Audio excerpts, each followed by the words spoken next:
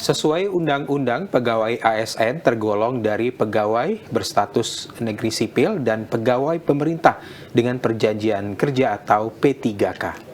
Badan Kepegawaian Daerah Kalimantan Barat masih menunggu persetujuan dari pemerintah pusat atas pengusulan formasi P3K tahun 2022 yang berjumlah 1.333 tenaga guru dan 151 orang tenaga teknis serta 300 lebih tenaga kesehatan.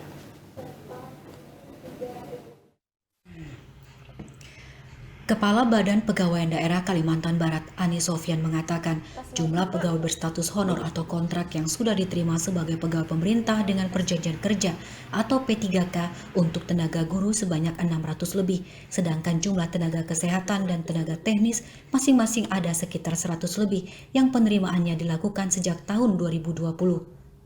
Namun untuk pengusulan ribuan tenaga P3K tahun 2022, sekabupaten kota di Kalimantan Barat masih menunggu persetujuan dari pemerintah pusat.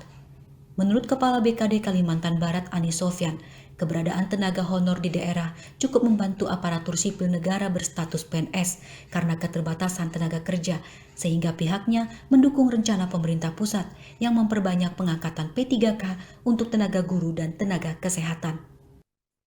Untuk tenaga teknis dan tenaga kesehatan memang kita sudah ada tenaga kontrak yang jumlahnya sebanyak 1.357 orang, dan ini mudah-mudahan bisa ikut daftar juga nanti, sehingga dengan demikian tenaga kontrak dengan sendirinya akan berkurang.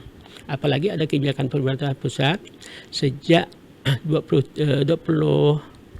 8 November 2023 nanti kan tidak ada tenaga kontrak. Nah, mudah-mudahan yang ada formasi ini nanti bisa dilamar oleh mereka yang sudah berstatus tenaga kontrak di lingkungan Pemkab Kalbar, dan mudah-mudahan juga mereka lulus semuanya gitu, sehingga PR kita untuk tahun 2023 nanti tidak ada lagi tenaga kontrak yang harus kita tuntaskan.